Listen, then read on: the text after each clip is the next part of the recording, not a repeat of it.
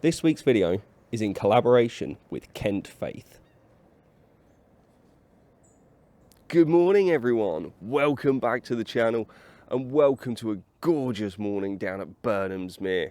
So this week's video then, I have got another collaboration with Kentfaith and I'm going to be reviewing this, their Nano-X Pro Series Circular Polarising Filter. Now, you may ask why I'm reviewing a filter when I'm looking at doing bird photography. Now, we're going to be looking at photographing birds on the water, and what I wanted to see is how a circular polarizer would impact those images. Now, for those of you who don't know, a circular polarizer is often used to cut out glare. It's quite frequently used in landscape photography, and I've used one for a number of years now, especially when photographing waterfalls. So with that idea in mind of cutting glare out of water, what kind of impact will it have when photographing birds on the water? Stick around, we'll come back and have a look at these in a moment. We've got some geese, swans, and not much else, to be honest with you. So I'm going to have a little wander around once I've taken some pictures here and see if I can find any other birds. Let's crack on.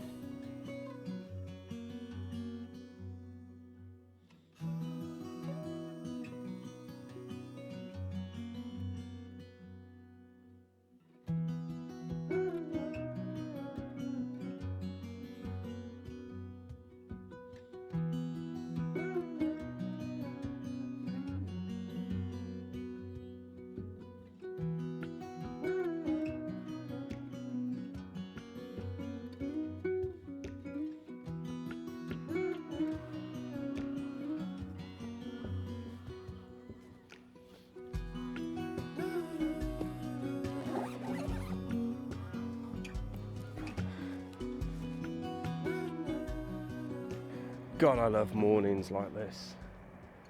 Between the sound of the grey-lag geese on the water and the small birds in the trees, it's just beautiful.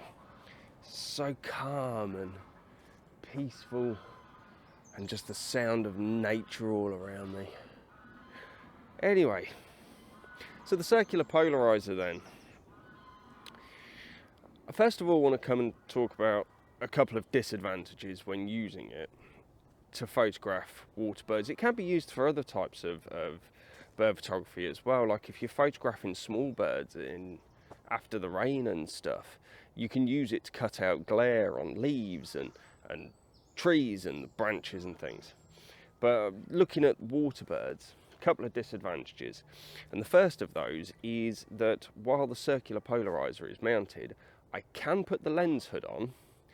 However, when you need to rotate the filter to change the polarization to cut out the glare and stuff on the water, you can't rotate it without sticking your hand right into the filter hood and trying to change it. It just doesn't work. So you can't mount, or you can mount, but it's pointless mounting a lens hood. The second disadvantage of using them circular polarizer when doing things like this is it's another thing to think about. If you're using a zoom lens as well, like I am, that extends at the front,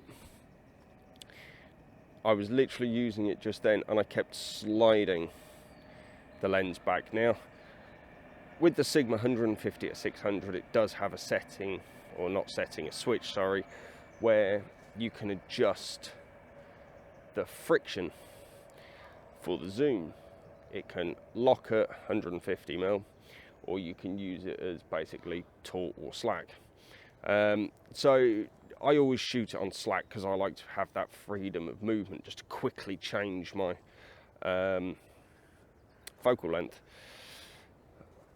But yeah, when you've got the bird on the water and you're tracking it, just a slow moving bird like a swan even, and I was doing that, I was like, whoa, I'm zooming out.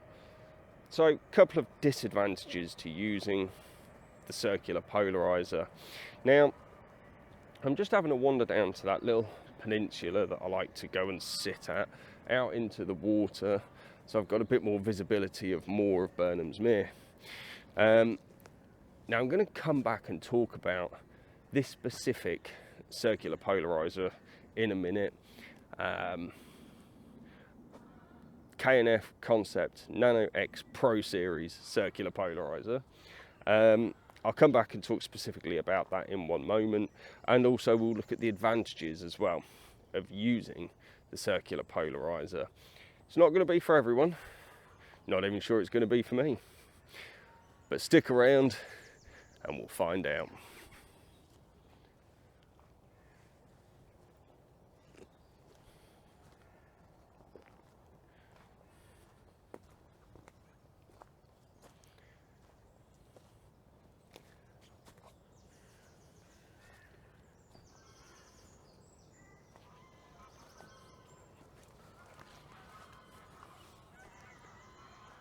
It's actually really quiet down Burnham's Mere today.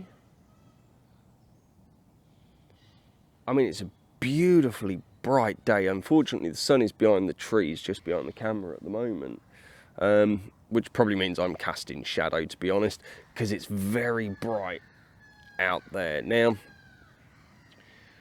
as you might be able to hear, some gulls have made an appearance. But I want to come back and talk about this filter. So you can see I have got it mounted to the front of the Sigma at the moment. And I'm going to run through some of the tech specs. Now, I'm not the most techie of people.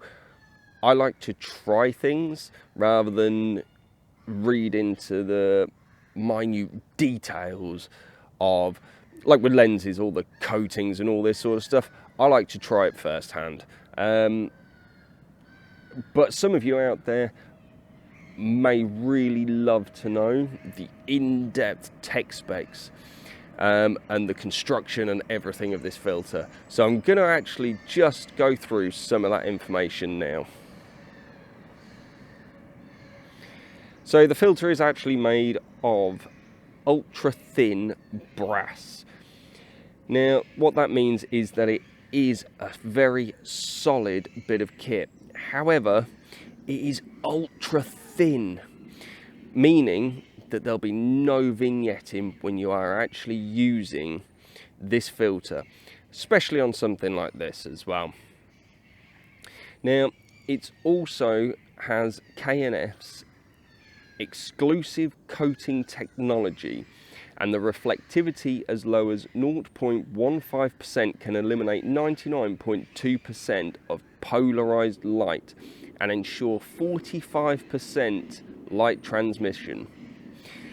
Now, it does also reduce flare and ghosting, which can occur whenever filters are used. 100% agree with that. Now, this also has a double-sided 36-layer nano coating, which makes it super waterproof, anti-smudge, anti-scratch, providing excellent durability. I will take them on face value for that. Obviously, I've only had the lens for a few days now, and this is the first time using it. It's dry, it's a gorgeous day, so I can't comment on the waterproofing. But yeah, one day I'll probably get to test that out. Now, finally, one thing I wanted to say as well is that the lens does actually come with this beautiful leather case as well for protection. Now, this filter isn't going to be one that I'm going to use very often. As I say, mainly in wet conditions, or potentially when I'm at places like Bempton Cliffs, and quite a lot of the photos have been shot down pointing towards the water. Using the filter there, it'll allow me to cut through the glare on top of the sea, especially when doing birds in flight, actually. That'll be quite an interesting one. However, what that does actually mean is this filter is probably just going to get thrown into my bag for safekeeping, and putting it in that leather case will ensure that no damage comes to it. I mean, it's solid with a solid magnet as well to open it. I will also say as well, the filter, was really expertly packed. It looked beautiful in the box. I'll stick up a video of me actually unboxing the filter, and you'll be able to see there the quality of the packaging, the quality of the lens case, sorry, not lens case, filter case, everything. It was just fantastic when I opened it. Now, one thing I also find interesting as well is that this actually comes with a 10-year warranty. Now, they say here that each filter has a unique identification code which supports 10-year warranty replacement.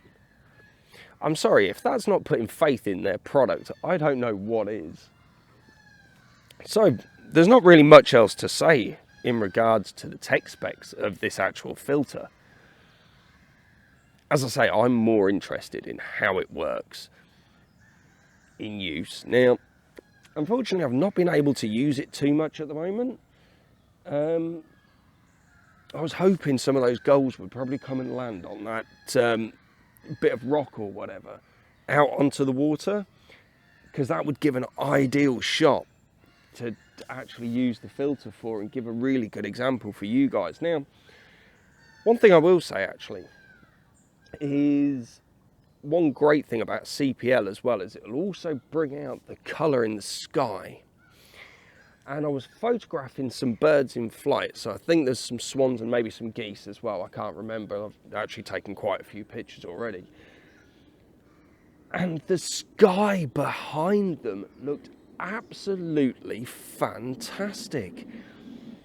Now, I've never had a rich sky like I have with this. Obviously, the light is quite low, it's golden, and these shots just looked absolutely fantastic on the back of the camera, and I believe that is all thanks to this circular polarizer.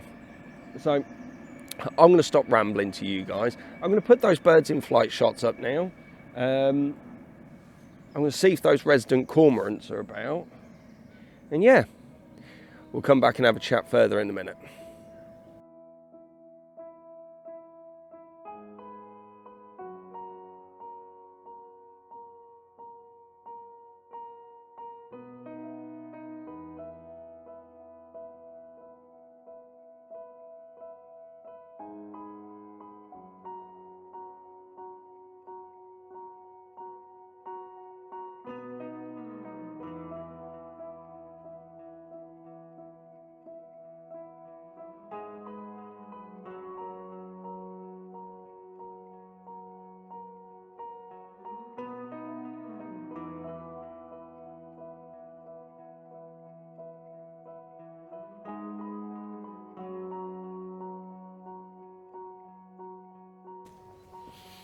Okay, so I sat at that spot for a little bit longer, ate me tuna salad sandwich from Greg's while waited a bit longer, and I'm still not getting any birds down there. And so I got those pictures of the birds in flight, which I was really pleased with. And yeah, the water birds side of things, not so much, but c'est la vie. As I say, it was about testing out the ability to use a circular polarizer on your lens when photographing water birds. And I'll be honest with you, I think it could be really, really positive in some situations, especially when you're looking at diving birds, to be honest with you. Things like kingfishers and stuff could be really, really beneficial. I'd say using it at somewhere like Bempton Cliffs, where you're shooting down a lot and you've got the sea behind. If you can prevent some of that polarized light reflecting off the sea, that'd be quite handy. But yeah, there's definitely pros and cons to it. And I want to say as well, a massive, massive shout out to Kentfaith for providing me this filter for review. As I say, in summary with it, it's absolutely beautiful. It's a gorgeous filter. I've noticed as well, when looking through the viewfinder, the colours are just so natural. There's no tinting or anything which you can get with some filters. Usually on the cheaper side, and this is their Nano-X Pro filter, but cheaper filters tend to have like a colour tint on them, which can really have a detrimental impact on images. This has nothing like that at all. It's also solid, absolutely solid, fantastically built, and yeah, what more can you want from a CPL other than those things? So yeah, I'm going to actually sign out now, because I don't think Burnham's Mere is going to yield any more results this morning. But yeah, obviously if you've liked the video, if you've liked the topic, if you've liked my face basking in this gorgeous sun in the middle of October, give us the old thumbs up, drop some subscribes from down the bottom, and hit that notification bell. And yeah, this is my account. Take care and be safe, everyone. Peace.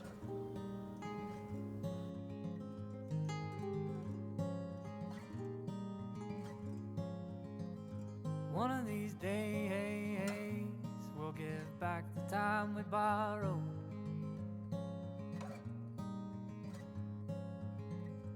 One of these nights,